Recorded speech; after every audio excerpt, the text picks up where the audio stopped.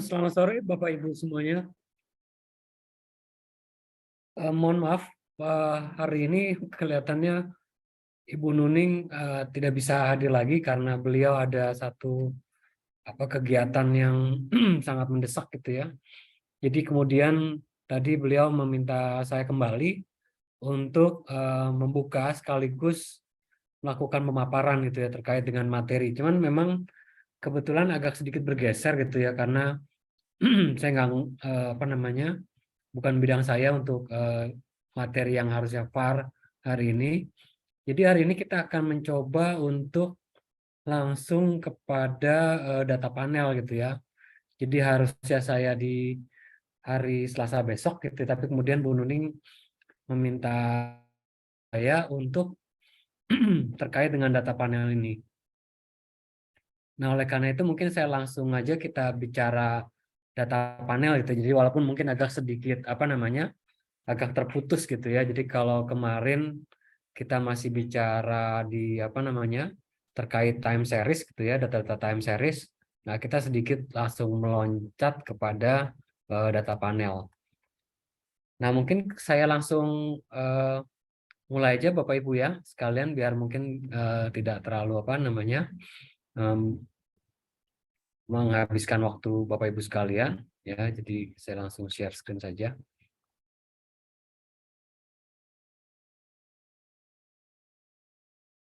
Oke. Jadi ini bahan kita ini ya. Nanti akan sorry, saya kelupaan banget. Saya masih punya utang pada Bapak Ibu sekalian gitu ya terkait dengan materi dari Bu Siti Saada ya terkait dengan Arma dengan Arima ya yang kemarin hari Selasa. Tapi saya belum dapat bahannya, jadi mungkin saya belum bisa bagikan. Jadi untuk ini mungkin nanti saya baru bisa bagikan sih kalau yang ini ya, kira-kira gitu. Oke, saya lanjut langsung aja. Saya share screen untuk full ya. Jadi memang ini bahannya dibuat oleh Bu Nuning ya. Jadi gitu beliau karena kemarin ada beberapa hal karena saya sebenarnya mencoba membuat gitu, tapi karena masih Selasa saya pikir jadi belum ini, tapi kemudian kata Bu Nuning coba aja dipakai bahan terkait analisis data panel yang sebelumnya pernah diberikan gitu ya kayak gitu. Maka kita mulai aja. Nah, jadi gini, saya kalau kita bicara data panel gitu ya. Jadi pada dasarnya data panel itu merupakan gabungan gitu ya. Gabungan atau data lintas waktu atau time series gitu ya. Dan juga data lintas individu atau cross section. Jadi artinya data panel itu mencoba untuk melihat gitu ya. Mungkin kalau kita bicara katakanlah data time series saja gitu kan, berarti kita mencoba melihat pergerakan suatu data gitu ya. Jadi katakanlah misalnya kita bicara tentang data seperti yang Bu Siti Saada kemarin sampaikan gitu ya, terkait dengan saham gitu ya, harga penutupan saham selama kemarin berapa 244 gitu ya hari aktivitas pasar modal gitu ya, kira-kira gitu. Nah, itu kan artinya apa? Bahwa dia hanya melihat gitu ya bagaimana kemudian harga saham itu bergerak dari waktu ke waktu gitu ya. Jadi artinya katakanlah kemarin kalau nggak salah Bu Ida pakai IHSG kalau nggak salah ya, pakai data IHSG. Jadi artinya bagaimana kemudian data IHSG itu ya itu bergerak dari waktu ke waktu, kira-kira gitu ya. Jadi itu berarti kita bicara tentang data time series. Jadi bagaimana satu data gitu ya, suatu individu katakanlah misalnya entah mungkin perusahaan, entah mungkin harga barang atau apapun juga gitu ya. Itu yang bergerak dari waktu ke waktu, kira-kira gitu. Ya. Nah, tapi kalau data panel itu dia mencoba untuk melihat gitu ya. Selain dari individu tersebut, dia juga mencoba untuk melihat bagaimana individu lainnya gitu ya. Itu melakukan pergerakan dari waktu ke waktu juga, kira-kira gitu. Jadi sebagai contoh aja misalnya kalau kita ambil katakanlah seperti data indeks harga saham gabungan tadi gitu ya. Kita tahu kan selain di pasar modal Indonesia, Bursa Efek Indonesia gitu ya, juga ada mungkin di Bursa Efek Singapura juga ada gitu ya, saya lupa. Sorry. Ya. Kemudian di bursa indeks Hang Seng juga bisa Hong Kong gitu ya. Itu berubah apa namanya punya juga gitu ya perubahannya.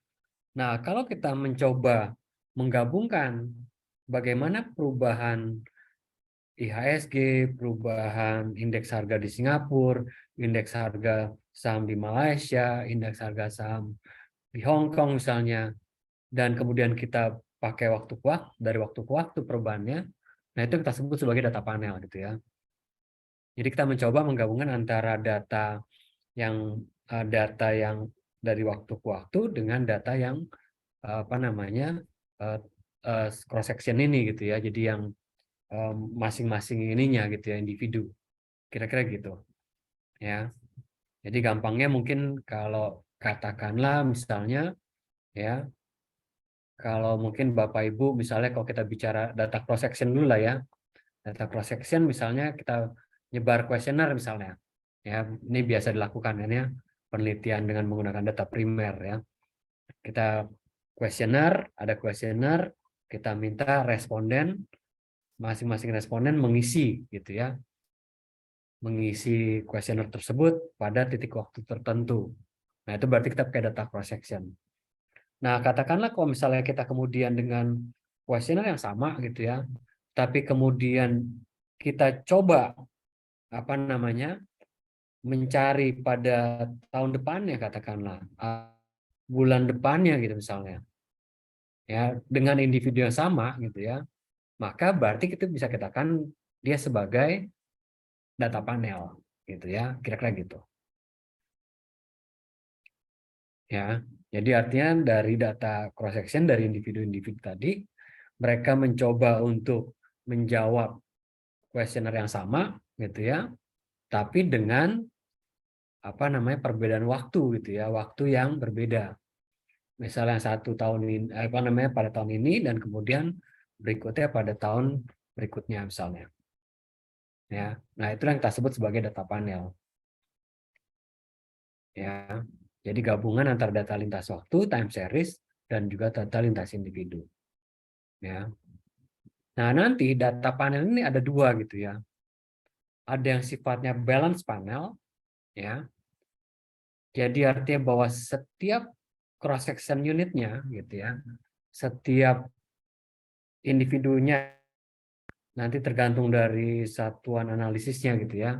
Apakah mungkin tingkat rumah tangga atau mungkin tingkat individu orang gitu ya, atau bisa juga individu negara misalnya. Ya. Nah, setiap proses unit memiliki jumlah observasi time series yang sama. Maka kita katakan dia sebagai balance panel. Jadi apa namanya panel yang seimbang lah gitu ya, kira-kira gitu. Jadi artinya bahwa kita punya ya bahwa setiap apa namanya setiap individu tersebut itu memiliki apa namanya titik waktu yang sama gitu ya, kira-kira gitu. Makanya observasi time series yang sama gitu.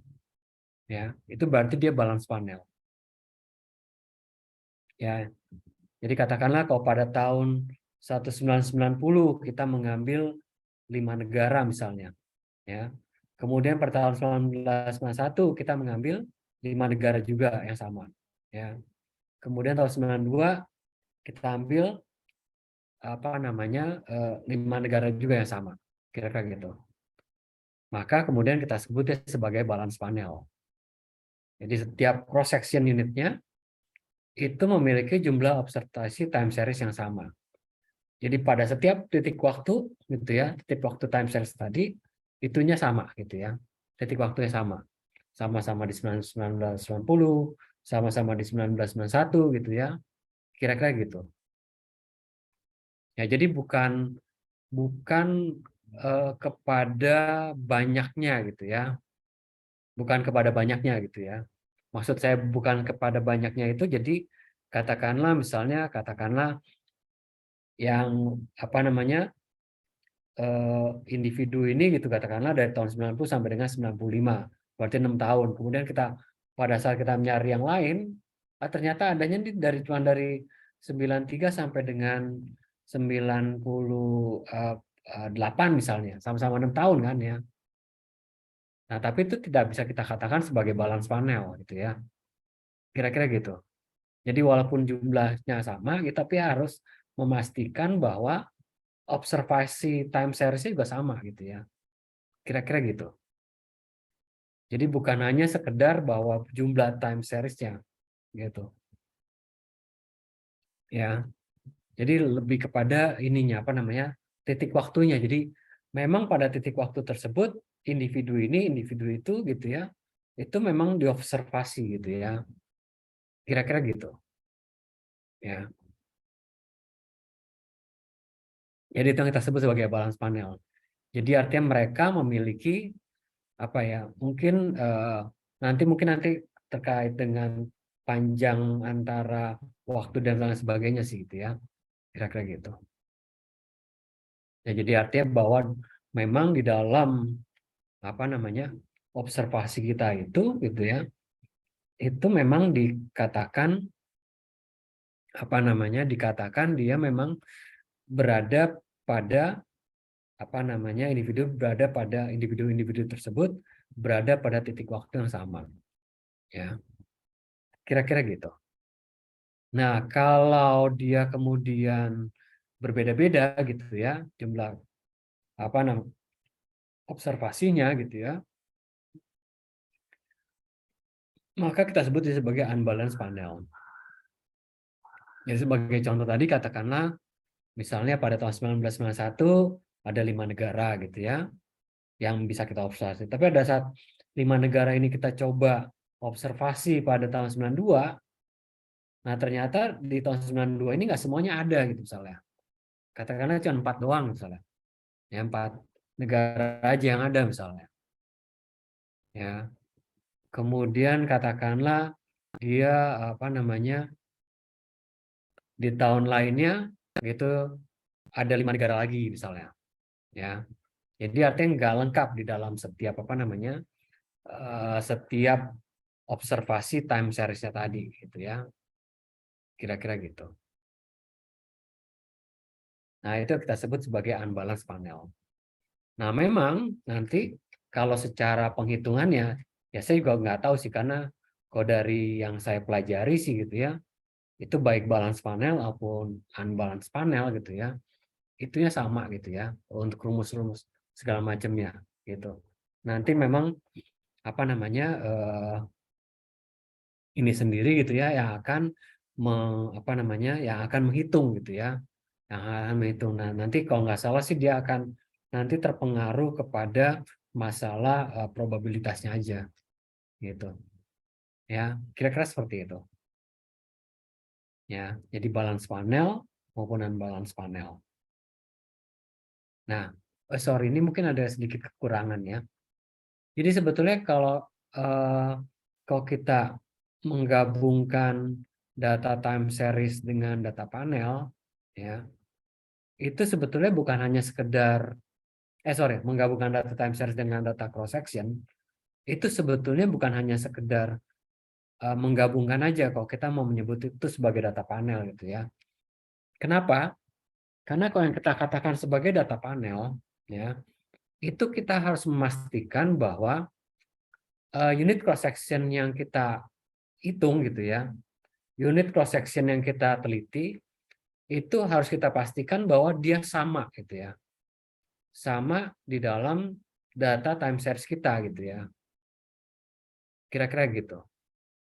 Jadi katakanlah begini, misalnya kita punya responden 5 orang, ya, responden A, responden B, responden C, responden D, dan responden E misalnya. Kita punya 5 responden ini gitu ya. Nah, kalau kita katakan dia panel, ya data panel, kalau 5 responden ini itu kita ikuti dari waktu ke waktu gitu ya. Jadi katakanlah bulan ini kelima-limanya mengisi, ya. Kemudian bulan depan, ya 5 orang yang sama ini itu juga harus mengisi juga gitu ya. Jadi nggak boleh ada orang lain, katakanlah orang F atau responden G gitu ya, yang kemudian mengisi gitu ya, gitu. Kalau itu kita nggak bisa bilang dia sebagai data panel, gitu. Ya, kira-kira seperti itu. Kita harus memastikan gitu ya, memastikan bahwa ya bahwa bahwa kalau data panel ya itu kita mesti memastikan bahwa cross section yang kita unit cross section yang kita teliti tadi itu harus sama ya, sama dari seluruh time series atau runtut waktu yang kita ikuti gitu ya, kira-kira gitu ya. Karena kalau unit cross sectionnya beda itu kita nggak bisa bilang dia sebagai panel gitu ya. Sebagai contoh katakanlah pada tahun 1990 kita punya 5 responden tadi, responden A, B, C, D, dan E ya. Nah, kemudian pada tahun 92 misalnya, ternyata 5 responden ini kita nggak bisa ketemu gitu ya. Dan kita pakai yang lain misalnya. Katakanlah kita pakai yang lain, responden F, G, H, I, J misalnya. Ya. Nah, itu kita nggak bisa bilang itu sebagai data panel. Ya, karena orangnya udah beda. Gitu. Ya. Nah, kalau itu ya, kalau data seperti itu bukan data panel. Tapi itu adalah data yang kita sebut sebagai pooled cross section.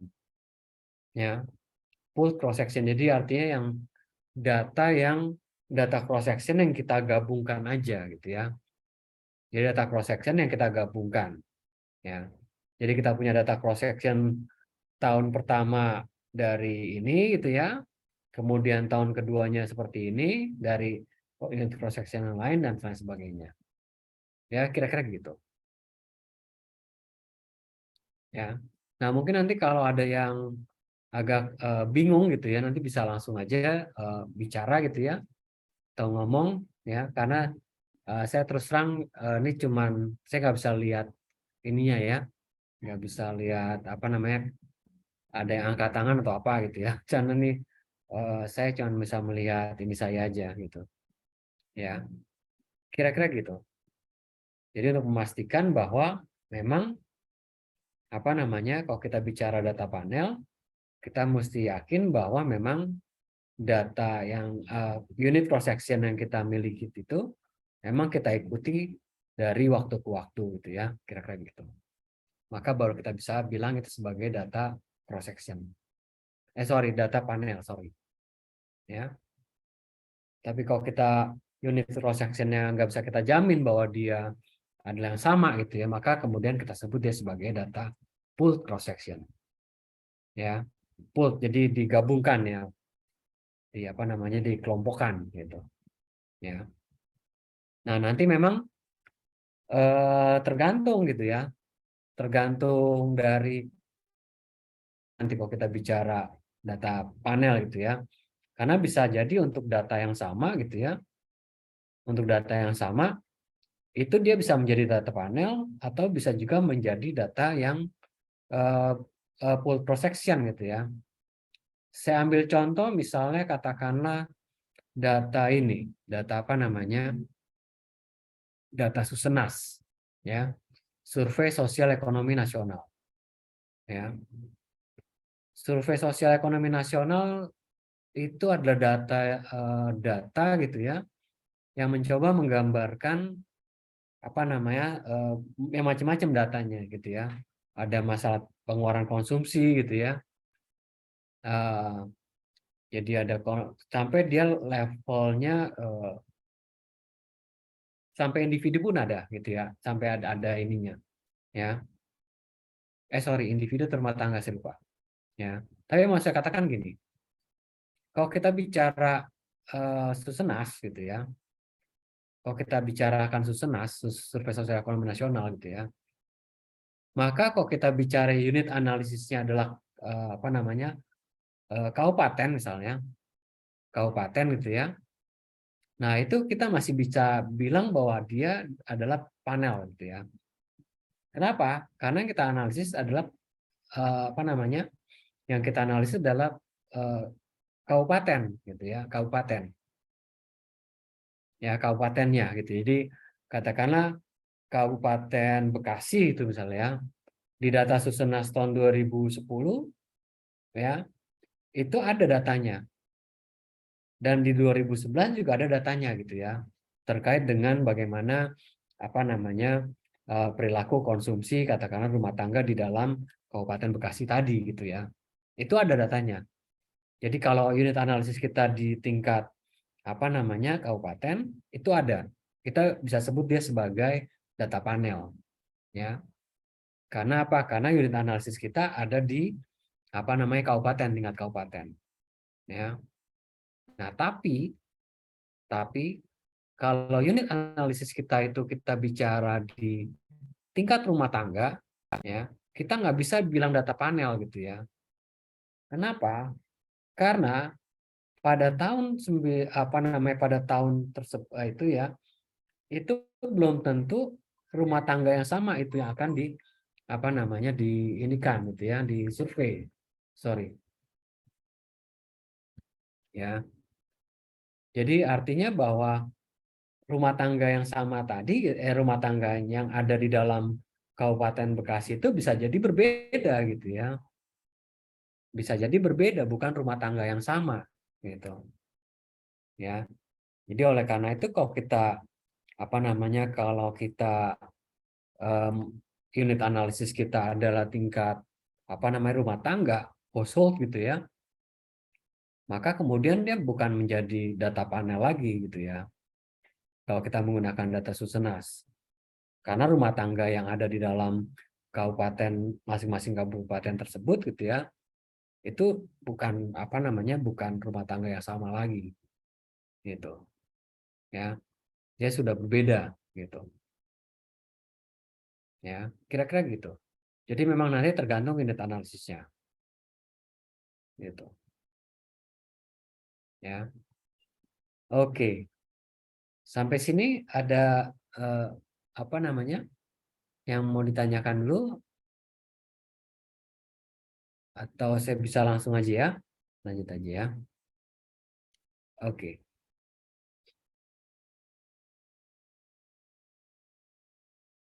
Nah, sekarang kita bicara keunggulannya gitu ya. Memang kalau di dalam data panel udah pasti ya bahwa dia akan lebih banyak gitu ya. Kenapa? Karena ada time series-nya gitu ya, ada juga dia cross section-nya gitu ya. Sudah pasti dia akan apa namanya bisa ini ya lebih banyak gitu ya. Maka mengatasi permasalahan dalam kekurangan jumlah observasi ya. Karena kalau analisis time series itu kan mungkin agak terbatas ya. Jadi sebagai contoh aja katakanlah misalnya kita eh, bicara apa ya? Misalnya bicara IHSG lah misalnya, ya. Kalau indeks harga sorry IHSG, apa indeks harga saham gabungan gitu ya. Ya walaupun nanti kita tahu bahwa IHSG itu kan sebetulnya datanya berubah harian gitu ya, berubah harian sehingga kemudian ya apa namanya cukup panjang gitu ya kira-kira gitu. Nah, pakai tahunan gitu ya, mungkin kan data apa namanya IHSG pasar modal misalnya ya. Pasar modal baru tahun berapa sih berkembangnya? Dia mungkin tahun 80-an, 90-an lah mulai itu ya. Ya walaupun itu belum terlalu ini juga gitu ya. Oke, nah kalau 90 sampai 2022 itu kan baru sekitar 32 tahun gitu ya, kira-kira gitu. Nah, kalau kita mau pakai data tahunan kan masih sangat terbatas sekali gitu ya. Jadi artinya mungkin seperti itu gitu ya. Jadi ada pada saat kita apa mau meneliti gitu ya, ternyata ada keterbatasan nih misalnya bahwa data yang tersedia di kita gitu ya, itu baru adanya tahun berapa misalnya. Nah, jadi artinya nggak cukup gitu ya. Kenapa banyaknya data ini menjadi penting gitu ya? Ya kalau bayangan saya sih sebetulnya kalau kita bicara apa namanya statistik gitu ya, statistik atau ekonometrik gitu ya, itu kan kita tuh sangat tergantung pada pergerakan data gitu ya, pada perubahan data gitu ya. Jadi artinya semakin banyak data yang kita bisa dapatkan, harusnya itu akan semakin baik, gitu ya. Akan semakin baik hasilnya, hasil dari apa namanya ini kita, gitu ya. Karena apa? Karena data itu akan semakin apa? Ya artinya tingkat variasinya makin tinggi lah, gitu ya. Artinya makin baik, makin bisa mampu menangkap apa namanya pergerakan datanya, kira-kira gitu, ya. Jadi kalau datanya itu nggak berubah gitu ya, ya itu juga jadi masalah sebenarnya bagi kita, ya. Jadi masalah. Karena Pak, yang namanya statistik mau nggak mau kita pasti harus bergantung pada perubahan data gitu ya. Bagaimana data itu berubah dari apa namanya waktu ke waktu gitu ya, atau bagaimana data itu berubah dari orang ke orang gitu ya, atau dari individu ke individu gitu kan. Ya kalau kita bicara cross section, data cross section, ya kira-kira gitu.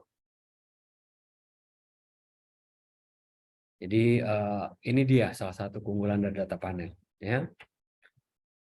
Nah, yang kemudian ya nanti juga estimasi data panel itu dapat mengatasi masalah yang timbul ketika terdapat masalah penghilangan variabel yang seharusnya masuk dalam model, ya. Yang mungkin nanti mungkin di dalam ini sering disebut dengan omitted variable bias gitu ya. Kira-kira gitu, ya. Jadi memang kalau ini mungkin agak sedikit ini ya, kalau kita bicara di dalam apa namanya model ekonometri ya. Kan kalau mungkin bayangan gampangnya, jadi pada dasarnya kan sebetulnya kalau kita bicara satu apa ya, satu perilaku dari satu variabel gitu ya, itu kan pada dasarnya apalagi variabel ekonomi ya, itu kan dia sebetulnya akan sangat dipengaruhi oleh banyak sekali faktor gitu ya, banyak sekali faktor. Ya sebagai contoh aja katakanlah kalau misalnya kita bicara mau mengukur bagaimana ya, misalnya pengaruh apa yang pengaruh misalnya pengaruh pendidikan terhadap katakanlah gaji seseorang misalnya ini gaji misalnya ya. Misalnya kita bicara pendapatan seseorang atau gaji seseorang ya. Nah, kita tahu kan sebenarnya yang mempengaruhi gaji ini kan banyak sekali gitu ya. Yang akan mempengaruhi gaji seseorang tadi gitu ya. Mungkin masalah tingkat pendidikannya, mungkin juga masalah katakanlah apa namanya effort kerjanya gitu ya. Mungkin juga masalah tingkat kerajinan dia, mungkin juga masalah macam-macam gitu ya. Kira-kira yang mungkin akan mempengaruhi tingkat gaji seseorang. Ya, kira-kira gitu. Ya, yang akan mempengaruhi tingkat pendapatan seseorang. Ya. Tapi dalam model itu kan, ya, namanya juga model berarti kan kita mencoba menyederhanakan masalah gitu ya.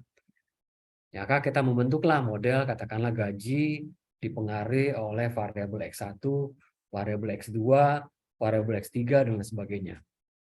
Kira-kira gitu, ya. Nah, artinya apa? Bahwa kita kan kemudian menganggap bahwa ya bahwa variabel gaji ini yang dimiliki oleh orang gitu ya, itu semata-mata dipengaruhi oleh variabel tadi X tadi yang kita sebut nanti kita sebut sebagai variabel yang kita kontrol gitu ya. Kita apa namanya kita kontrol, kita apa namanya kita masukkan dalam model lah gitu ya. Sorry, maaf. Kita masukkan ke dalam model ya. Kira-kira gitu ya. Nah, bagaimana dengan variabel-variabel lain gitu ya yang mungkin mempengaruhi gaji tapi nggak kita masukkan dalam model, bisa jadi seperti itu kan. Ya, bisa jadi seperti itu. Ya, jadi ada variabel-variabel lain yang kemudian apa namanya? Yang akan kemudian juga mempengaruhi variabel ini gitu ya, variabel gaji ini. Tapi tidak kita kontrol, tidak kita masukkan ke dalam model kita gitu. Nah, dampaknya apa? Dampaknya maka variabel lain tadi itu akan masuk di dalam error. Gitu ya. Di dalam error ya, dalam error. Nah, jadi masalah kalau ternyata variabel yang kita kita anggap masuk dalam error ini ternyata dia berkorelasi gitu ya, memiliki korelasi dengan variabel X-nya gitu, dengan variabel X yang kita kontrol gitu ya. Variabel X yang kita kontrol itu akan jadi masalah. Masalahnya apa? Masalah nanti pada saat kita mengukur pengaruh dari X yang kita kontrol tadi gitu ya. Gitu. Kenapa? Karena ngukur gitu ya, atau meregresi lah gitu ya. Bagaimana pengaruh dari variabel X terhadap variabel Y ya yang nanti dihasilkan oleh beta. Beta ini sebetulnya bukan hanya sekedar menangkap gitu ya. Menangkap pengaruh dari variabel X saja gitu. Tapi juga dia akan menangkap pengaruh dari variabel lain yang tidak kita kontrol yang berpengaruh terhadap variabel X ini. Gitu. Ya. Maka itu yang kita sebut sebagai omitted variable bias. Gitu. Kenapa? Karena ini betanya tadi jadi bukan hanya sekedar mengukur pengaruh dari X saja, tapi juga akan mengukur pengaruh dari variabel yang tidak kita kontrol tadi gitu ya. Maka kita sebut itu sebagai bias gitu ya.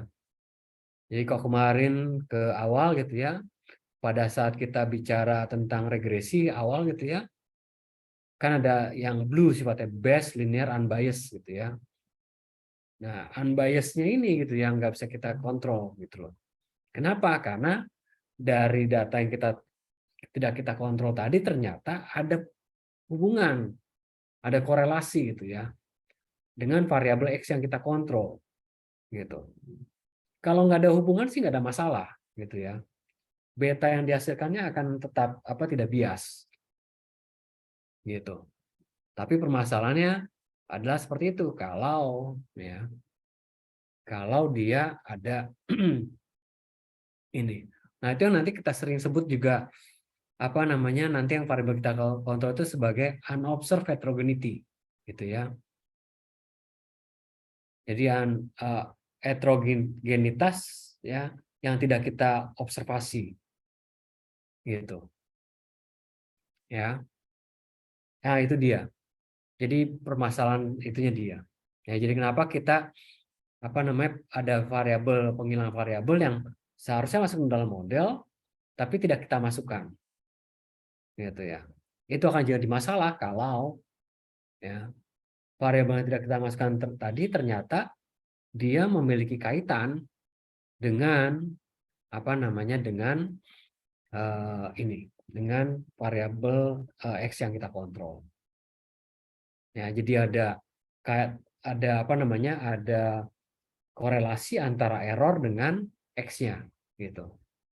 Ya, karena kan yang tidak kita kontrol masuk dalam error gitu ya, kira-kira gitu. Ya, sebagai contoh misalnya katakanlah gini. Misalnya kita kayak tadi saya bilang ini ya. Bagaimana pengaruh dari education ya pendidikan terhadap terhadap gaji lah langsung ya. Gitu. Ya. Education pengaruh dari pendidikan terhadap gaji. Ya. Nah, dari sini ya, misalnya kita katakanlah kita cuma mengontrol itu aja. Hanya melihat dari sisi pendidikannya aja gitu ya. Oke. Nah, kalau kita hanya melihat pendidikan aja berarti kan faktor-faktor lain di luar pendidikan yang mungkin mempengaruhi gaji itu kita tidak kontrol gitu ya, tidak kita tidak kita ini kan, tidak kita tidak kita kontrol lah gitu ya. Nah oleh karena itu ya, oleh karena itu apa? Karena sekarang apa gitu ya kira-kira yang mungkin akan mempengaruhi pendidikan, mempengaruhi gaji, tapi juga berkorelasi nih dengan pendidikan. Ya. Nah sebagai contoh misalnya katakanlah misalnya gender misalnya, ya variabel gender, variabel misal. Ya. Kalau gender, apakah berpengaruh terhadap gaji? Gitu ya. Nah, ini mungkin jadi ini juga gitu ya. Jadi apa namanya perbincangan juga gitu ya. Apakah kemudian gender mempengaruhi gaji nggak gitu ya? Yang pasti kalau kita bicara take home pay pasti pengaruh gitu ya. Kalau kita bicara take home pay, artinya yang dibawa pulang gitu ya. Yang kita apa namanya gaji dikurangi dengan pajak gitu ya. Karena pajak dari perempuan ya itu lebih tinggi dari pajak untuk laki-laki. Kenapa? Karena ya mungkin ini undang-undang pajak juga gitu ya. Undang-undang pajak juga bahwa kalau dia perempuan dan bekerja, maka kemudian dia tidak boleh ada tanggungan gitu kan ya. Dan kalau laki-laki kan pada saat dia apa namanya bekerja ada pajak penghasilan, laki-laki boleh memasukkan tanggungan gitu, tanggungan istri dengan anak berapa gitu ya, sampai 2 kalau nggak salah. Tapi kalau dia perempuan yang bekerja, maka dia tidak boleh, ya, tidak boleh memasukkan tanggungan. Jadi katakanlah dia menanggung satu suami dengan 2 anak itu nggak boleh, gitu ya. Ya walaupun boleh, tapi kemudian ada ininya. Saya juga nggak ngerti sih, tapi kalau saya lihat dari apa namanya yang biasa-biasa aja gitu ya, maka kemudian itu pengaruh gitu ya. Kalau kita bicara take home pay, ya, ya saya baru tahu juga karena apa namanya di dosen sini kan banyak ibu-ibu gitu ya. Ibu-ibu kalau lagi apa diskusi gitu, ya ternyata memang benar bahwa kalau mereka itu pada saat apa namanya gaji gitu ya dipotong, maka mereka tidak apa namanya eh, tidak boleh ada tanggungan gitu ya, kira-kira gitu ya. Nah itu udah clear gitu ya misalnya bahwa kemudian kalau apa namanya gender gitu ya itu akan mempengaruhi apa namanya gaji sorry take home pay lah misalnya. Nah sekarang pertanyaannya kemudian apakah kemudian gender ini mempengaruhi pendidikan enggak gitu ya. Nah ini juga jadi perdebatan juga gitu ya, perdebatan juga apakah kemudian bagaimana gitu ya di rumah tangga di Indonesia misalnya bagaimana memandang anak perempuan terhadap dibanding anak laki-laki dalam masalah pencapaian apa namanya pencapaian tingkat pendidikannya gitu ya kira-kira gitu. Nah kalau memang tidak ada keterkaitan jadi education itu sama sekali tidak terpengaruh oleh gender gitu ya, ya itu akan nggak ada masalah untuk modelnya ya. Tapi kalau dia di apa namanya menjadi apa namanya education itu kemudian dipengaruhi juga oleh gender, nah itu jadi masalah tuh gitu. Kenapa? Karena pada saat kita ukur ya bagaimana pengaruh dari education terhadap apa namanya take home pay tadi gitu ya. Pengaruh dari education ini pengaruh dari ya betul. Pengaruh education ini bukan semata-mata dari education itu sendiri gitu ya. Tapi juga akan terekam gitu ya. Akan juga tercampur dengan pengaruh dari gender. Karena gender berpengaruh terhadap education gitu. Jadi beta yang dihasilkan itu bukan hanya semata-mata merekam atau menangkap pengaruh dari education aja gitu ya terhadap take home pay, tapi juga ada di dalamnya juga pengaruh dari gender. Kenapa? Karena gender ada di dalam apa namanya error gitu ya. Karena kita tidak perhitungkan dalam apa namanya model gitu. Ya, nah itu yang disebut sebagai omitted variable bias. Jadi ada bias yang terjadi karena apa? Karena ada variabel-variabel yang harusnya kita masukkan dalam model, tapi ternyata kita hilangkan, gitu. Tapi ternyata kita hilangkan. Celakanya variabel yang kita hilangkan ini ternyata berkorelasi dengan variabel X-nya. Jadi pada saat kita melakukan regresi untuk menangkap pengaruh dari variabel X ya terhadap variabel Y, maka kemudian gitu ya beta yang dihasilkannya bukan hanya semata-mata dia pengaruh dari X saja, tapi juga ada variabel lainnya. Maka itulah yang kita sebut sebagai bias. Gitu. Ya. Oke. Ya. Kira-kira sampai sini ada komentar? Ada ini yang mau diklarifikasi? Oke, nggak ada ya. Kalau nggak ada saya lanjut lagi ya. Nah, oleh karena itu data ini mampu dia memperhitungkan heterogenes individu secara spesifik gitu ya. Jadi dia mungkin kalau apa namanya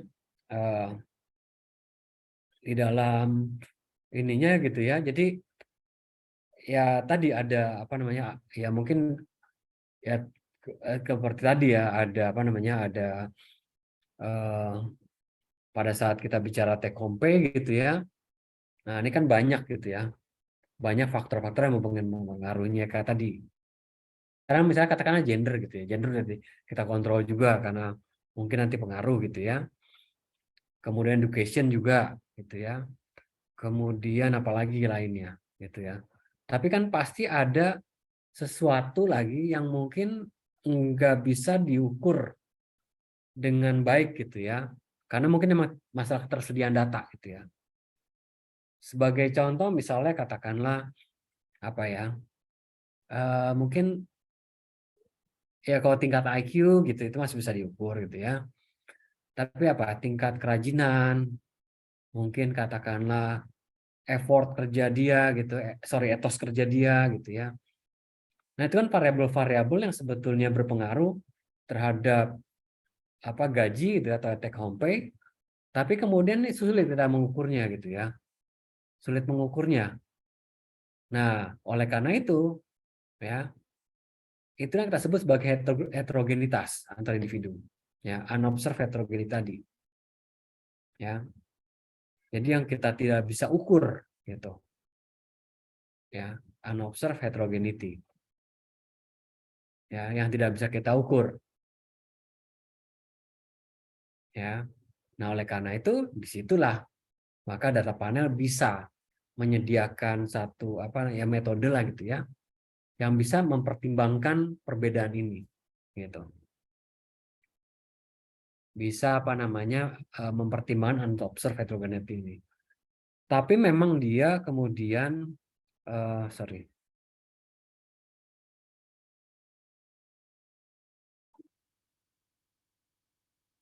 Unobserved heterogeneity-nya ini bisa dihilangkan gitu ya dengan nanti ada modelnya namanya fixed effect gitu ya. Tapi dengan syarat bahwa unobserved heterogeneity-nya ini tidak boleh sorry harus konstan gitu diasumsikan konstan antar waktu gitu ya. Harus diasumsikan konstan antar waktu. Karena kalau dia nggak konstan itu nggak bisa juga. Ya. Sebagai contoh aja misalnya tingkat misalnya etos kerja gitu ya.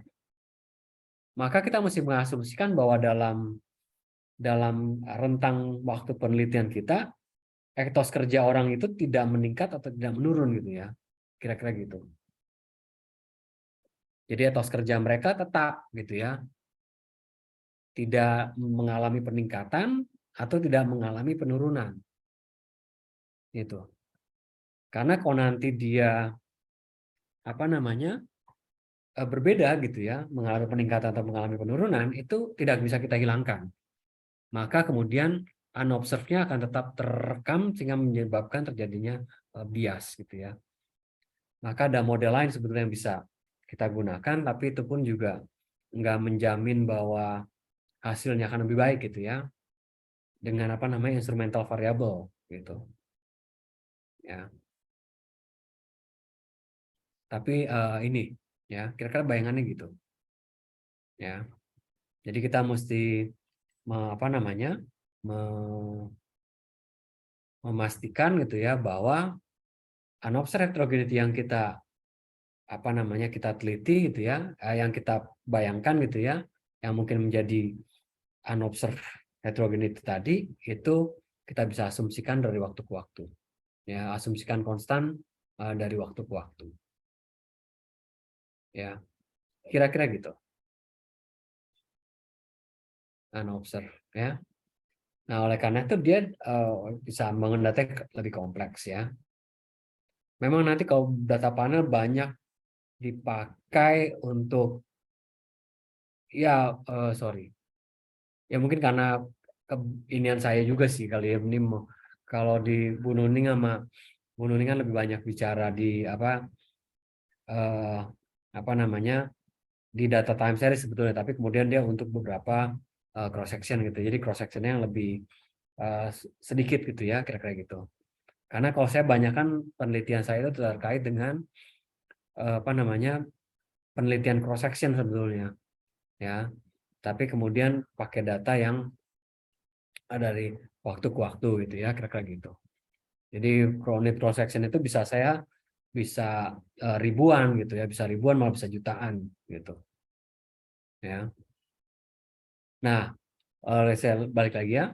Nah, maka dengan meningkatnya jumlah observasi, maka data itu lebih informatif dan lebih variatif. Jadi yang seperti yang saya katakan tadi, bahwa memang kita statistik gitu ya, ya mau nggak mau kita bicara tentang perubahan data gitu ya.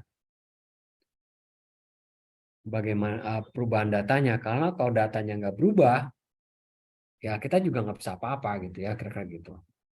Ya, maka nanti paling jadi apa namanya, data kategori aja gitu ya. Seperti katakanlah gender gitu ya misalnya ya. Kita bicara jenis kelamin gitu misalnya.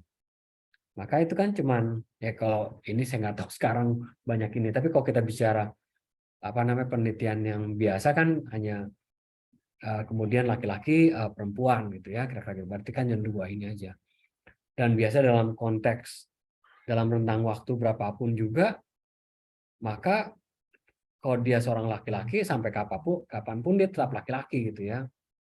Dan kalau dia seorang perempuan, maka sampai kapanpun dia akan jadi perempuan gitu ya dalam data kita gitu kan. Maka oleh karena itu nanti pada akhirnya jadi kategori, ya. Ini untuk laki-laki, ini untuk perempuan gitu ya, kira-kira gitu. Ya kan nggak mengalami perubahan kan dari apa namanya, dari rentang waktu penelitian kita gitu ya, kira-kira gitu. Nah itu dia, ya. Nah di sini dikatakan dia apa namanya, ya, untuk memulai data panel gitu, untuk kita melakukan apa namanya, melihat data panel gitu ya, ada baiknya peneliti menampilkan data individual dulu gitu dalam bentuk grafik, data statistik atau deskripsi lainnya, ya. Nah, di sini tujuannya untuk melakukan pengelompokan fluktuasi data menurut kelompok tertentu gitu ya. Gitu. Jadi bagaimana fluktuasi data di dalam kelompok tertentu tadi. Gitu. Sedikit berbeda dengan pendekatan saya soalnya, ya. Kalau saya kan dari cross section baru pakai beberapa tahun gitu ya. Tapi kalau Bu Nuning mungkin dia punya data dulu ya yang banyak tahunnya, tapi dalam satu unit cross section, dan dia pakai apa namanya, expand dengan unit cross section yang lain ya, kira-kira gitu. Nah, setelah dilakukan pengelolaan fluktuasi data, maka kemudian dia melihat heterogenitas dari perilaku data tadi ya. Bagaimana perilaku data tadi gitu ya, perkembangan dari tahun ke tahun untuk unit yang satu dengan unit yang lain. Nah, kemudian kalau kita udah lihat itu, apakah ada ciri yang kuat gitu ya, sehingga berpotensi menghasilkan data output yang beragam. Ya, kira-kira gitu. Dan kemudian melihat apakah ada faktor-faktor tertentu atau histori yang berkaitan dengan fluktuasi data. Nah, ini mungkin Bu Nuning udah memberikan contohnya, dia pakai ya. Nah, di sini negara saya pikir mungkin bukan ASEAN aja kali ya. Apa ASEAN? Ini Bangladesh, ini mungkin Bangladesh kali itu, bukan ya. Gitu. Ini Kamboja masih masuk, ini Indonesia, kemudian ini Laos gitu ya. Kemudian ini GDP Malaysianya, kemudian di sini GDP Filipinanya gitu ya. Di Singapura, Sri Lanka, dan Thailand dan Vietnam. Ya, kira-kira gitu. Ini pergerakan datanya nih saya nggak tahu sih dari tahun berapa ya. Tapi ini mungkin dari ya inilah ya dari 0 sampai dengan ke 9 ya sama-sama semua ya. Nah, kalau begini berarti ini kita sebut sebagai balance panel gitu ya. Kenapa? Karena data cross sectionnya sama semua, sama-sama di Bangladesh, kemudian Kamboja, Indonesia, Laos, Malaysia, Filipina, Singapura, Sri Lanka, Thailand, dan Vietnam. Jadi seluruhnya ya ada 6, 8 gitu ya. 8 negara ya. Dan semuanya dihitung dari tahun titik waktu yang sama ya. Ya mungkin 2000 kali, 2000 sampai 2009 kali ya. Ya kita asumsikannya gitu ya. 2000 sampai 2009, ini juga 2000 sampai 2009, ini juga 2000 sampai 2009 dan seterusnya. Berarti mereka berada dalam unit cross section yang sama ya. Berarti mereka berada dalam titik waktu yang sama. Ya, kira-kira gitu. Nah, kalau kita lihat ya, secara sekilas ini hampir mirip lah pergerakannya ya. Jadi sama-sama pada peningkatan. Ya, walaupun mungkin ada yang lebih landai, ada yang lebih curam gitu ya, dan ada kemudian sedikit bergejolak gitu ya. Tapi secara umum kita bisa lihat dia mirip lah gini seirama ya. Oke. Nah, berikutnya dia berulang pakai ini ya, pergerakan business freedom ya. Business freedom. Ini saya nggak ngerti sih cara mengukur business freedomnya ini ya. Ininya. Ya. Sebagai contoh ini ya, di Bangladesh. Dia pertama rendah gitu ya, dan kemudian meningkat gitu. Ya. Beda dengan Kamboja, pertama sangat bebas, kemudian turun gitu. Indonesia gitu juga. Bebas kemudian turun. Ya. Walaupun kemudian meningkat lagi. Jadi kalau Kamboja dia relatif apa namanya? Setelah turun relatif ini gitu ya. Dan seterusnya ya. Nah, kalau kita lihat gini kan berarti dia berbeda-beda gitu ya. Mereka punya apa namanya? Punya ceritanya masing-masing lah gitu ya, kira-kira gitu. Ya, terkait dengan pergerakan business freedom di masing-masing negara. Jadi walaupun sama-sama dari tahun 2000 sampai 2009 semuanya gitu ya, tapi masing-masing punya cerita apa namanya pergerakan business freedom yang berbeda-beda. Ya, kalau di Singapura ini malah nggak tahu nih, ini malah sangat itu ya, baru ada mungkin ada apa namanya ada peraturan baru kemudian turun di tahun 2000 antar di 2005 akhir kali ya, kira-kira gitu. Ya, kira-kira gitu. Ya. Nah, kalau seperti ini kan berarti kita bisa bayangkan ya bahwa ini agak berbeda-beda gitu ya. Ya. Nah, ini dia. Nah, di sini ini mungkin kalau saya lihat sini nanti modelnya gitu ya. Jadi bagaimana kemudian apa namanya pengaruh dari business freedom terhadap GDP-nya gitu ya, kira-kira gitu. Terhadap GDP-nya. Ya. Bagaimana pengaruh dari business freedom terhadap GDP-nya. Jadi mungkin nanti larinya mungkin ke pertumbuhan ekonomi gitu ya.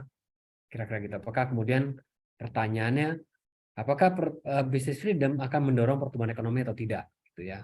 Dari pengalaman di negara ke-8 negara ASEAN ini apakah ada bukti yang kuat gitu ya, apa ada bukti yang signifikan bahwa kebebasan berbisnis itu akan mendorong pertumbuhan ekonomi. Kira-kira gitu. Ya, ya mungkin bayangannya seperti itulah. Itu gampangnya ya untuk ini ya. Nah, saya kepada ini ya, estimasi data panel. Nah, untuk mengestimasi data panel sebetulnya ada 3 pendekatan gitu ya. 3 pendekatan yang bisa kita lakukan ya. Yang pertama adalah pendekatan kode terkecil yang kita sebut sebagai pooled least square. Ya, pooled least square. Nah, pooled least square ini itu ya sebetulnya sih kalau saya bilang itu udah pasti bukan pendekatan yang bukan pendekatan yang ini apa namanya yang baik gitu ya. Karena udah pasti dia akan di reject gitu loh. Kira-kira gitu. Kenapa? Karena pooled least square ini gitu ya. Itu adalah pendekatan di mana kita mencoba gitu ya menganggap semua unit cross section kita itu sama aja gitu ya. Kira-kira gitu. Jadi kita menganggap bahwa seluruh unit cross section itu kita sama aja. Jadi kita memperlakukan seluruh unit cross section kita sama. Jadi kalau kita punya data dari 9 tahun tadi dan dari 8 negara, maka semua negara itu kita anggap sama semua gitu ya. Perilakunya gitu. Kita anggap sama semua. Maka kita anggap dia pool, maka kita poolkan gitu ya, kita gabungkan gitu. Ya. Karena kita anggap semua negara itu sama.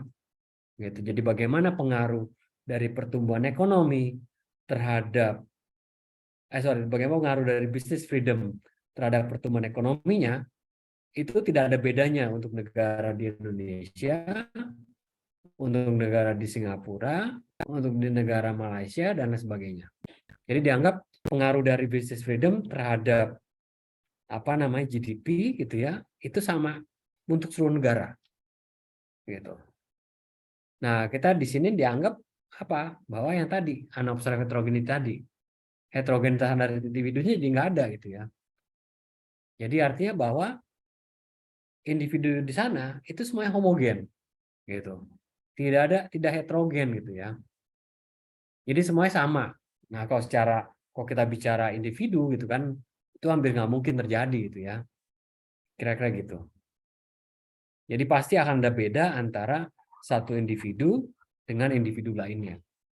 Jadi bagaimana perilaku dari apa namanya pengaruh dari business freedom terhadap pertumbuhan ekonomi di Malaysia gitu ya, pasti akan berbeda dengan bagaimana pengaruh dari business freedom terhadap pertumbuhan ekonomi di negara lainnya gitu ya.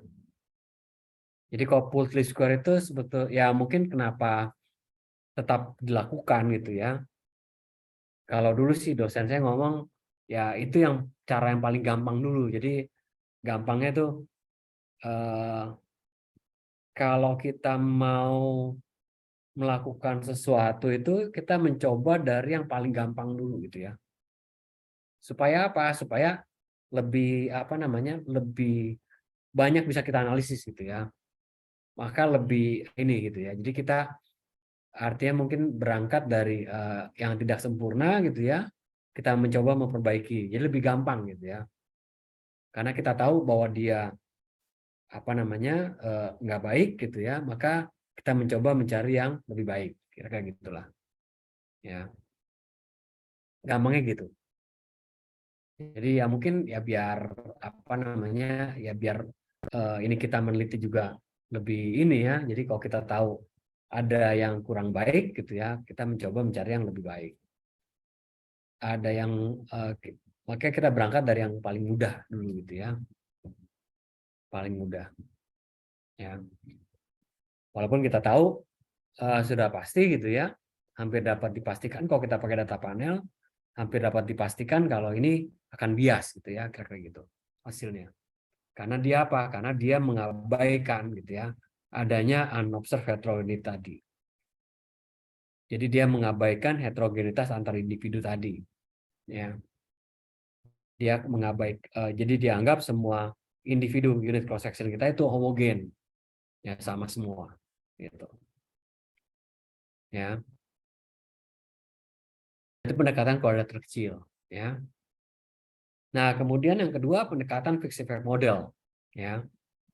Nah, fixed effect model ini dia pendekatan yang apa namanya, yang eh, eh, cukup ini. Jadi dia ya mungkin nanti dia salah satunya dia nanti di sini pakai apa least square karena kebetulan dia nanti dikit gitu ya.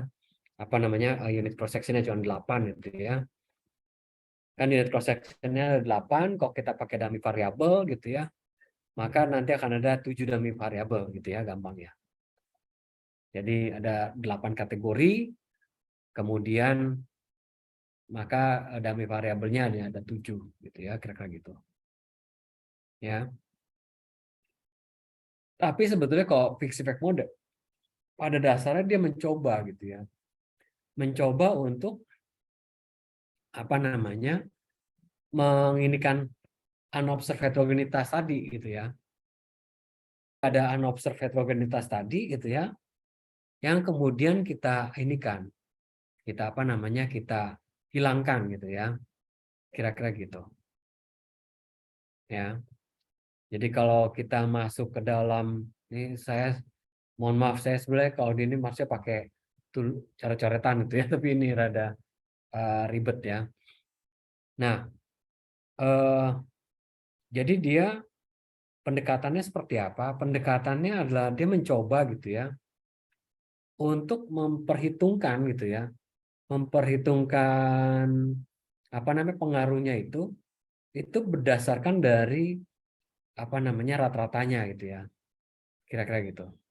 Atau gini nanti mungkin sorry, saya agak kesulitan untuk ini ya, fixed effect sama rem untuk ini. Nanti kita ini dulu kan aja deh ya, nanti langsung dibahas gitu ya. Oke, jadi pada dasarnya dulu deh ya. Ada pendekatan kecil, Putley Square gitu ya. PLS dia jadi menganggap seluruh individunya itu homogen, sehingga artinya apa? Dia mengabaikan apa namanya heterogenitas antar individu yang kita gunakan dalam data kita gitu ya, kira-kira gitu. Nah, kalau fixed effect sama random effect itu dia sudah ini apa namanya memperhitungkan unobserved heterogeneity tadi gitu ya. Jadi bahwa ada heterogenitas antar individu gitu ya. Nah, cuma nanti emang ada kelemahan dari fixed effect yang coba nanti akan diatasi dengan random effect gitu ya, kira-kira gitu.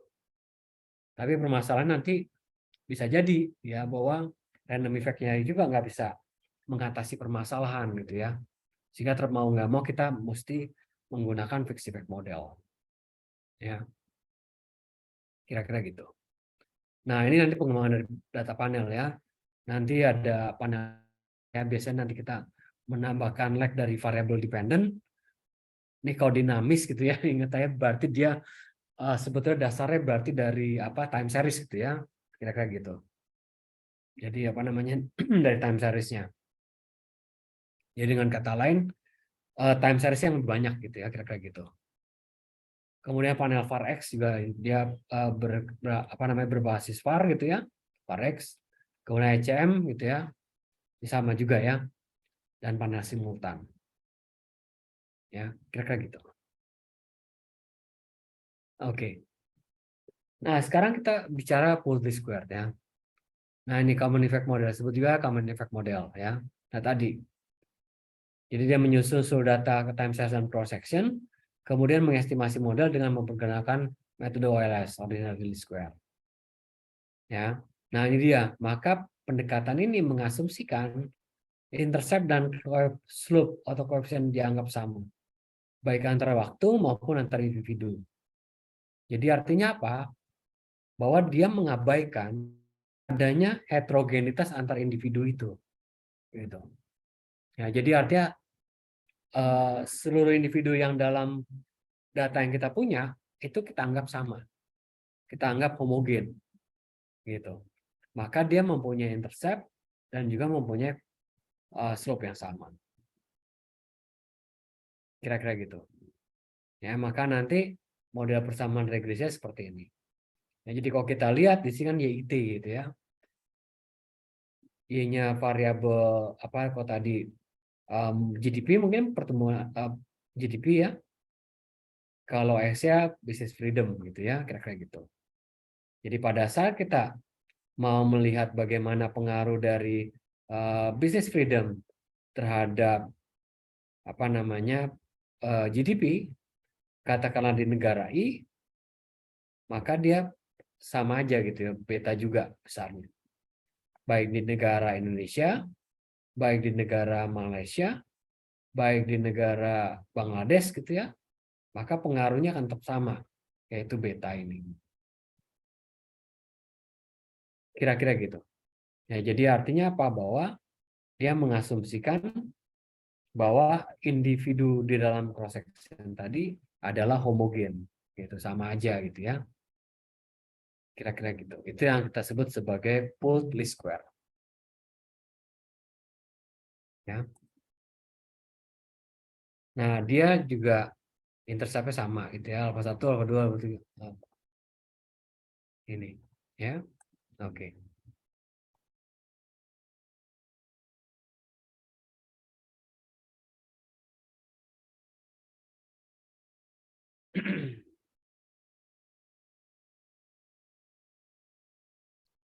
Nah, berikutnya kita masuk kepada fixed effect model gitu ya. Nah, kalau fixed effect model, maka kemudian dia memperbaiki asumsi homogenitas ini gitu ya. Dia mulai apa namanya? Menginikan gitu ya. Memasukkan bahwa ada perbedaan individu gitu ya. Bahwa ada heterogenitas antar individu tadi. Ya. Nah, di model pemrograman itu heterogenitas antar individu dengan menangkap melalui intercept yang berbeda untuk individunya. Ya. Namun memang koefisien tetap sama untuk semua cross section. Ya, jadi dia masih kepada ini ya. Masih kepada bahwa alfanya gitu ya, itu berbeda. Nah, di sini dia pakai pendekatannya least square dan variabel. Ya, jadi untuk katakanlah ada 8 negara tadi ya, berarti saya sebut aja ada 8 kategori gitu ya. Maka nanti akan ada 7 dummy variabel. Ya, 7 dummy variabel. Jadi katakanlah D1 itu sama dengan 1 untuk katakanlah Indonesia misalnya, dan 0 untuk negara-negara lainnya. Gitu ya. Kemudian D2 akan sama dengan 1 kalau untuk katakanlah Malaysia misal. Ya. Maka kalau negara-negara lainnya D2-nya akan sama dengan 0. Gitu. Ya, dan seterusnya. Ya. Nah, di sini kan nanti berarti untuk yang apa yang 0 semua itu adalah sebagai base-nya ininya. Gitu ya. Kira-kira gitu. Ya.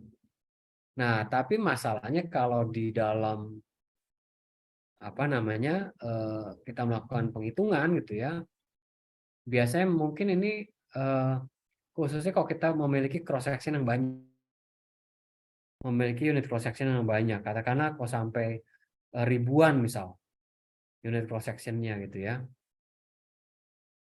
ribuan, maka pendekatan dengan LSDV ini di square dummy variable udah nggak mungkin dilakukan gitu ya. Pendekatan least square dummy variable ini nggak mungkin dilakukan. Karena kalau ya bayangkan aja kalau ada kita dalam model ada tambahan 1000 apa namanya ya kalau ada 1000 kategori gitu, 1000 individu, berarti kan kita mesti ada 999 dummy variabel kan. Nah, itu kan nanti akan menghabiskan apa namanya degree of freedom kita gitu ya. Karena degree of freedom itu kan dia n min k gitu ya. N min k min 1. Jumlah datanya dikurangi dengan apa jumlah estimator yang kita estimasi gitu ya, dengan dikurangi 1 untuk konstantanya. Kira-kira gitu. Sorry. Eh, sorry. Kayaknya estimator diestimasi ya. Sorry. Karena nanti konstanta termasuk estimator yang di estimasi, sorry.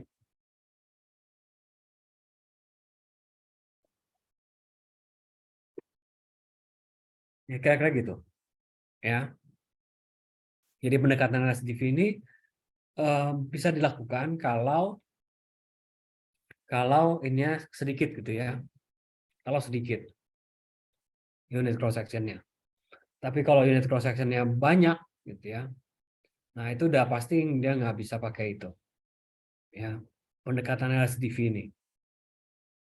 Ya, seperti contoh aja misalnya dulu pada saat saya menyusun disertasi saya itu saya pakai data IFLS, Indonesia Family Life Survey ya.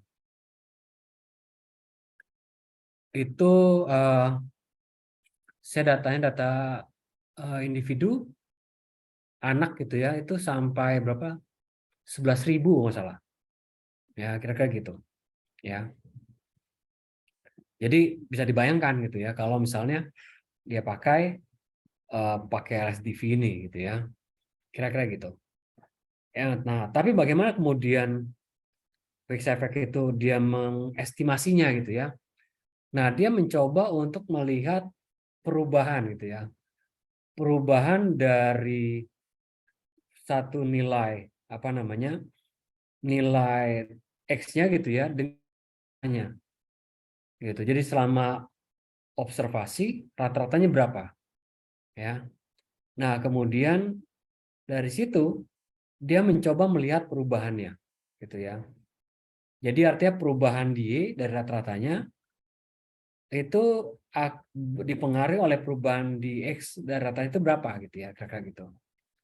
Maka dia kemudian nanti variabel X-nya itu bukan lagi sebagai X gitu ya, tapi dia sebagai variabel X yang kecil ya, kalau misalnya yang kecil gitu ya, untuk apa namanya, akan jadi artinya dia mengukur dari nilai X pada tahun tersebut dengan rata-rata selama rentang waktu penelitian gitu ya. Jadi perubahannya itu yang dipakai untuk mengestimasi pengaruh dari X terhadap Y-nya gitu. Ya, jadi dia mencoba menghilangkan heterogenitas tadi gitu ya dari rata-ratanya. Ya, dari perubahan rata-ratanya tadi gitu ya. Kenapa itu bisa menghilangkan? Karena kalau nanti kita lihat keseluruhan gitu ya, dan kita asumsikan heterogenitas itu konstan gitu ya, konstan dari waktu ke waktu misalnya, ya, maka nanti heterogenitas ini ya, unobserved ini gitu ya, itu karena dia konstan, maka dia akan rata-rata akan sama gitu ya. Jadi akan nol kalau kita hilangkan. Jadi tidak ada perubahan. Tidak perlu ada perubahan dari rata-ratanya. Karena bayangkan kalau dia tetap katakanlah satu, dia tetap di angka satu gitu ya. Katakanlah misalnya ya, unobserved itu ada kita bayangkan bisa kita observasi gitu. Nilainya satu gitu misalnya ya. Satu itu kalau kita dalam katakanlah 20 tahun, maka kita totalkan jadi 20 gitu ya. 20 kemudian kita ratakan ya, dibagi dengan N-nya, dibagi dengan 20 dapat satu lagi gitu ya. Kira-kira gitu. Jadi rata-rata akan sama dengan satu. Nah, pada saat nilai satu itu kita kurangkan dengan satu yang rata-ratanya, maka akan menjadi nol gitu. Ya, itu pendekatan fixed effect model kalau di dalam apa namanya, di dalam penggunaan ya mungkin komputer gitu ya. Ini komputer. Ya.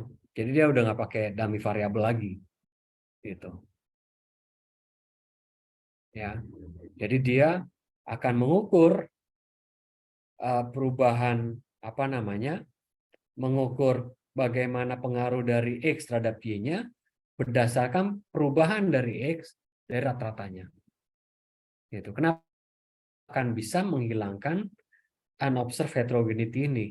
Gitu. Maka yang seperti tadi saya katakan bahwa kita mesti mengasumsikan bahwa unobserved heterogeneity-nya ini harus konstan antar waktu. Jadi tidak ada perubahan gitu ya. dari waktu ke waktu, gitu. Ya, nah itu dia, itu ininya, ya.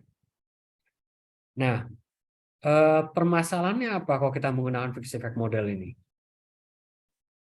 Nah, karena kita tahu bahwa dia seperti itu gitu ya, maka nanti kalau kita pakai fixed effect model gitu ya, maka kemudian ya kita tidak bisa mengestimasi gitu ya, kita tidak bisa mengukur ya dari pengaruh dari variabel yang sifatnya time invariant gitu.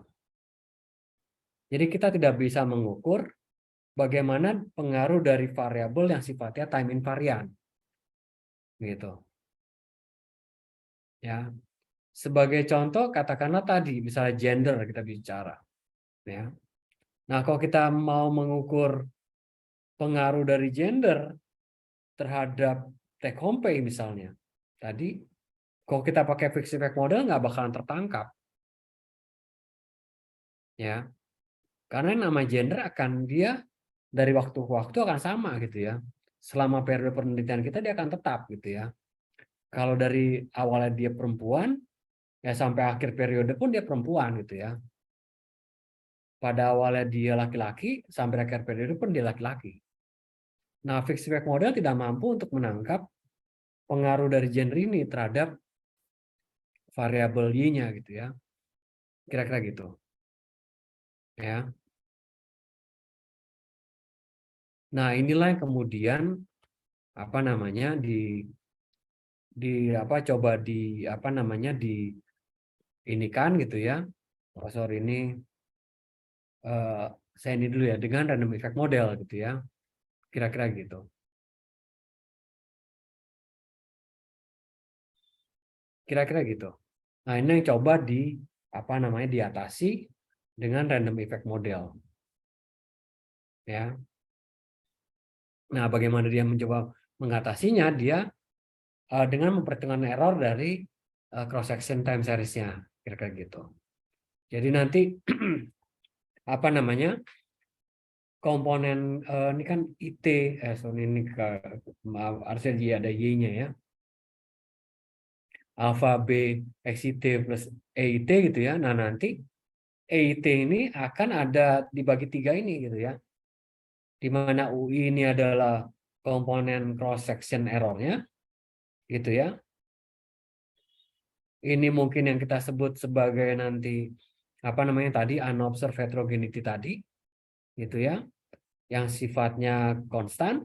Nah, tapi dia ada komponen time series error ini gitu. Dan kemudian kombinasinya. Kira-kira gitu. Ya. Nah, baru kemudian dia estimasi dengan general least square. Kira-kira seperti itu. Ya. Jadi dia mencoba kalau yang tadi fixed effect model gitu ya.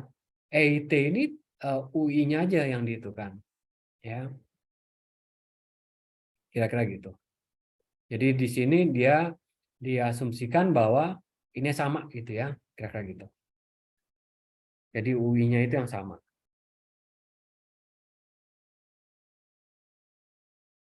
Ya. Oke. Oleh karena itu nanti kalau random effect model dia mampu gitu ya, akan mampu menangkap pengaruh dari variabel yang sifatnya time invariant tadi. Karena apa? Karena ada masalah time series error-nya ini, gitu. Ya,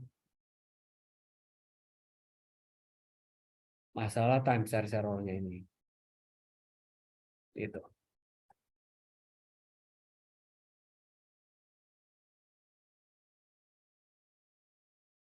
Error component model, ya. Jadi kalau tadi kan common effect model gitu ya, dan itunya.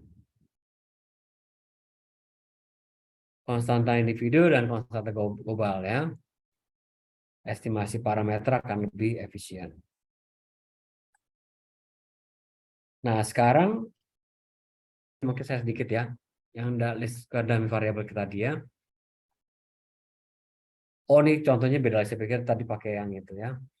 Jadi kayak tadi kan diskordami variabel Jawa Tengah, Jawa Barat, Jawa Timur, dan DKI. Berarti di sini ada 4 kategori ya. Nah, maka nanti ada 3 dummy variabel. Ya, dummy variabel 1, dummy variabel 2, dari variabel 3. Nah, kalau dia itu Jawa Tengah, maka D1 I gitu ya. Maka D1 ini akan bernilai 1 kalau dia datanya di Jawa Tengah. Tapi akan bernilai 0 untuk daerah lainnya gitu ya. Maka dia akan ininya 1, kemudian ininya 0, ininya 0 kalau di Jawa Tengah I-nya. Gitu ya. Tapi kalau kemudian nanti masuk ke data di Jawa Barat misalnya, ya udah D1-nya nanti 0, D2-nya 1, dan D3-nya 0. Kemudian kalau Jawa Timur berarti nanti D1-nya 0, sorry, D2-nya 0, dan D3-nya 0. Bagaimana dengan DKI? Kalau DKI semuanya 0. Gitu. Nah, jadi kalau kita masukkan model, nanti yang terlihat adalah betanya perbedaan beta kan. Karena kalau Jawa Tengah nanti beta 0 tambah beta 4. Gitu ya, itunya karena kan 1. Kalau Jawa Barat ya berarti beta 0 nanti tambah beta 5. Ya. Kalau Jawa Timur berarti beta 0 tambah beta 6. Maka perbedaan dari masing-masing ini akan tertangkap gitu ya. Kira-kira gitu. Ya. Ya, tapi seperti saya bilang tadi, bayangkan kalau ini cuma 4 gitu ya, tapi kalau individunya ribuan atau ratusan, itu nggak mungkin dilakukan. Ya. Oke. Nah, ini cara menghitungnya gitu ya. Cara ada 3 ini lah nanti ya. Nah, kemudian sekarang bagaimana kalau kita mau memilih mana yang terbaik gitu ya. Nah, biasanya kita menggunakan yang kita sebut ada 2 tes gitu ya. Yang itu adalah dengan cow test gitu ya. Untuk antara PLS dengan FEM gitu ya. Full least square dengan fixed effect model ya. Atau dengan Houseman test untuk FEM dengan RAM gitu.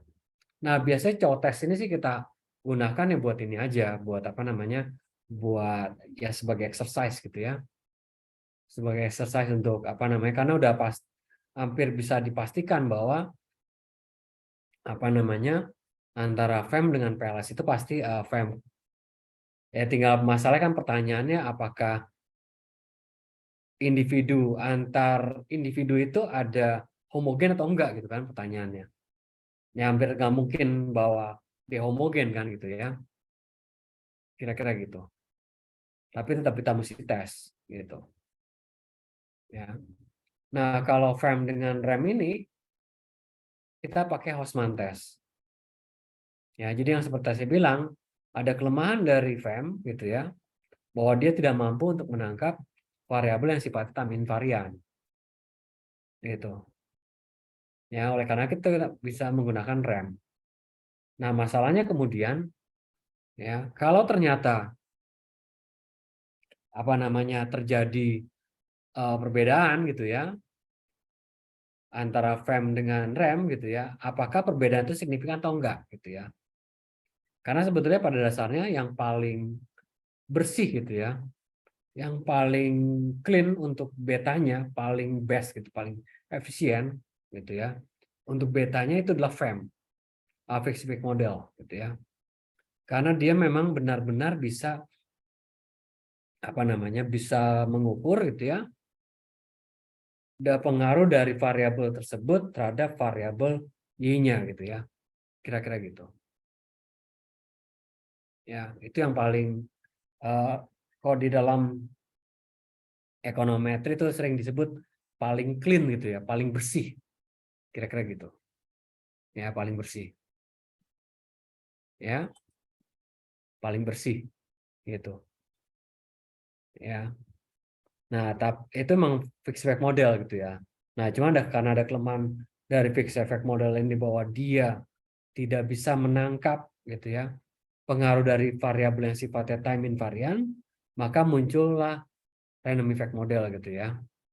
yang mencoba mengatasi keterbatasan tersebut. Gitu. Nah, tapi kan pertanyaannya kemudian apakah gitu ya? Apakah kemudian perbedaan antara perbedaan beta antara FEM dengan REM ini signifikan nggak gitu ya? Karena kalau dia perbedaannya signifikan, berarti estimator di REM itu menjadi bias gitu ya. Menjadi bias. Mengapa? Karena nanti unobserved heterogeneity-nya nggak bersih gitu, hilangnya nggak bersih gitu ya. Kira-kira gitulah gampangnya.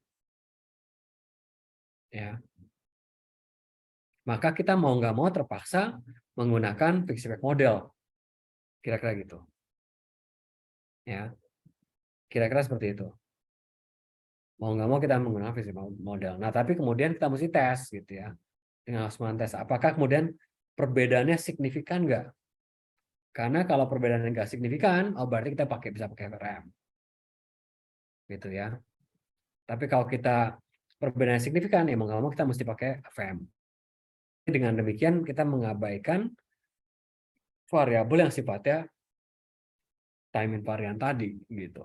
Ya, yang artinya tidak ada perubahan data dari waktu ke waktu. Ya. Nah ini dia dengan apa namanya test tadi ya. Jadi restricted dengan unrestricted ya. Ini ada ininya. Nah, jika F hitung lebih besar dari F tabel, maka tolak hipotesis 0 dan terima hipotesis alternatif. Ya. Nanti di F ini kan akan mempengaruhi probabilitas gitu ya, probabilitas mana ini ya. Oke. Oh, ini ya ini belum sama aja sih ya. Kira-kira gitu. Coba statistik ya, karena dia pakai F juga untuk ininya. Ya. Oke. Nah, seperti ini gitu ya, misalnya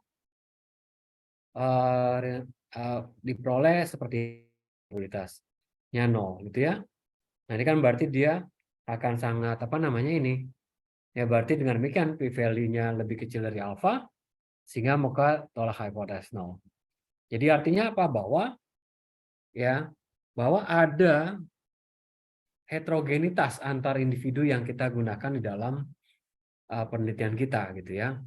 Jadi individu yang kita teliti itu ya tidak homogen gitu. Tidak homogen. Ada heterogenitasnya gitu ya, kira-kira gitu. Oke. Ya, maka dengan kita karena ada heterogenitas antar individu atau individu yang kita teliti ternyata heterogen, ya berarti mau nggak mau kita pakai fixed effect model. Gitu.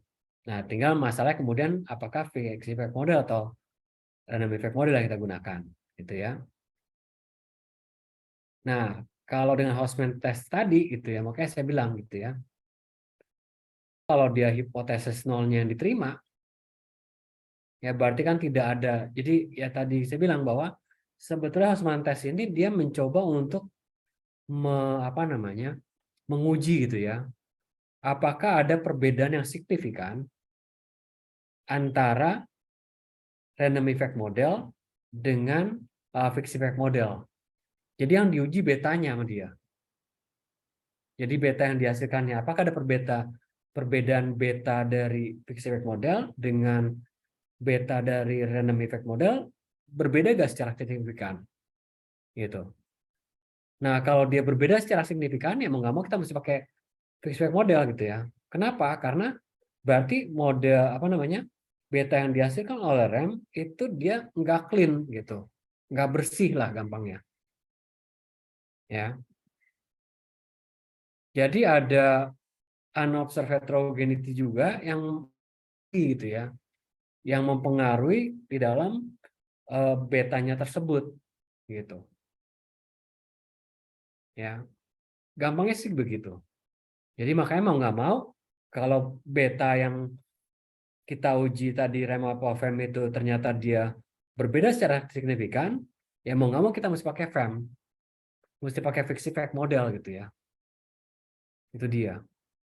Kenapa? Karena ya tadi ya bahwa fixed effect model ini akan betanya lebih clean, lebih bersih gitu.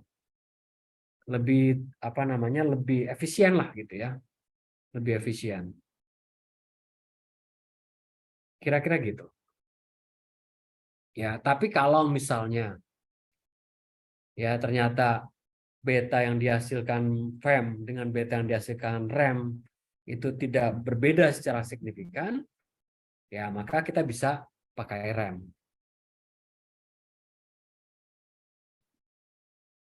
Tapi saya katakan bisa ya, bisa pakai REM gitu ya, gitu.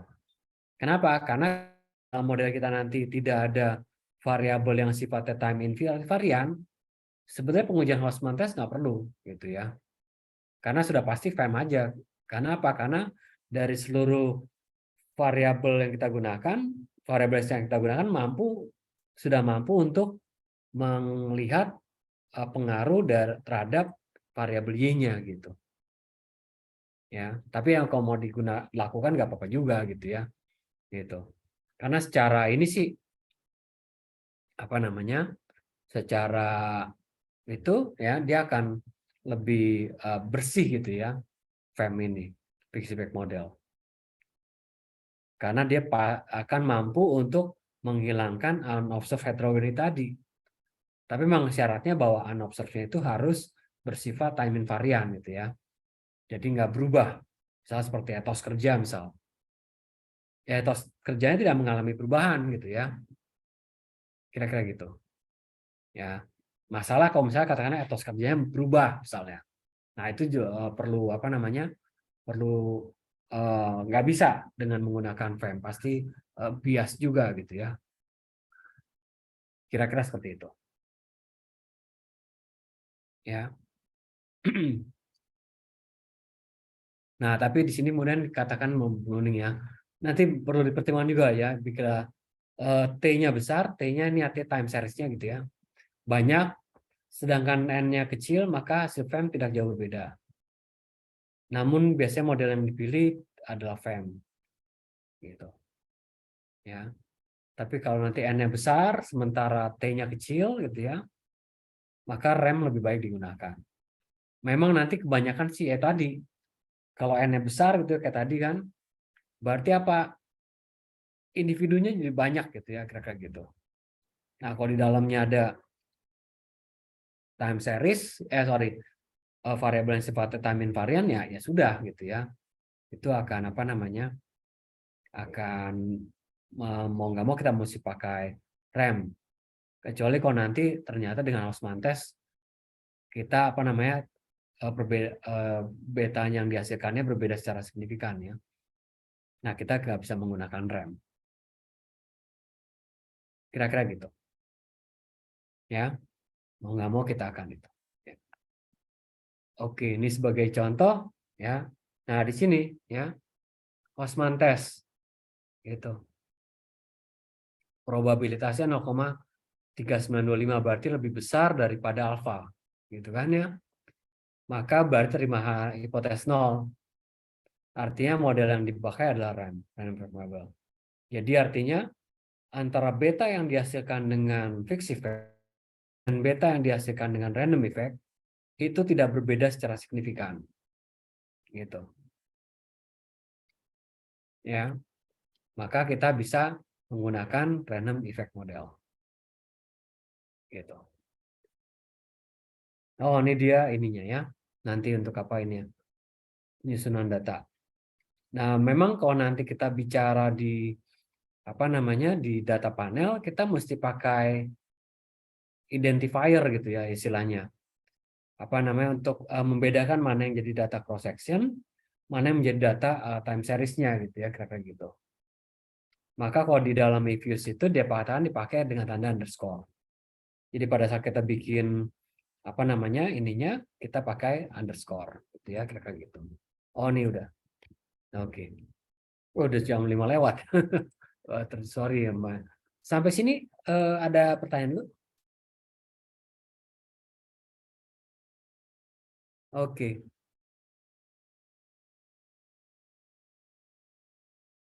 Oke, ini ada untuk ini record bahan pertemuan ya.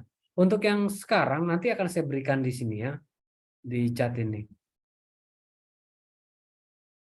Oke, sebelum ini ada diskusi dulu. Ini udah jam 5:10 ya. Bagaimana Bapak Ibu? Nggak ada ya? Kalau nggak ada, saya bentar. Saya tuh rada ragu sebentar, saya cari dulu ya.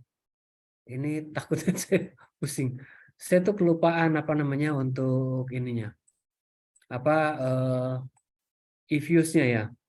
Kemarin saya belum install eViews kayak di sini. Tapi kalau ini jangan takut Bapak Ibu, nanti Bu Nuning sudah membuat apa namanya cara step-step langkahnya gitu ya untuk penggunaan apa dalam eViews ya. Nanti akan saya coba berikan juga ya. Oke, sebentar saya inikan dulu.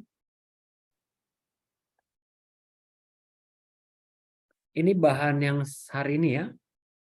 Karena bahan yang apa namanya? Yang dari Bu Wida saya belum dapatkan. Saya lupa bilangin Bu Nuning kemarin apa namanya? Kalau di Bu Wida belum memberikan bahannya. Sebentar nih. Oh, file ya, oke. Oh nih,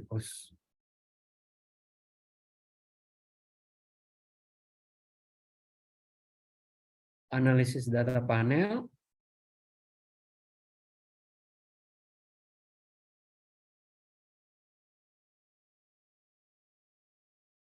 Ini bahannya ya, yang hari ini. Kemudian satu lagi yang untuk apa namanya dengan penggunaan eViews ya, dengan eViews.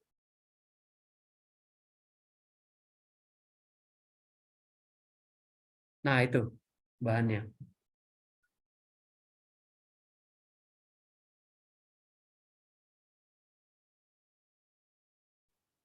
Oke, sampai sini ada pertanyaan Bapak Ibu?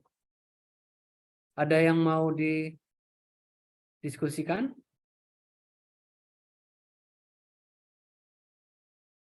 Ini mungkin agak sedikit berbeda soal pendekatan saya dengan pendekatan Bu Nuning ya. Kalau saya dari cross section soalnya. Kalau Bu Nuning mungkin dari time series ya untuk ininya. Oke, kalau nggak ada berarti mungkin kita bisa akhiri Mas Hanso. Ya,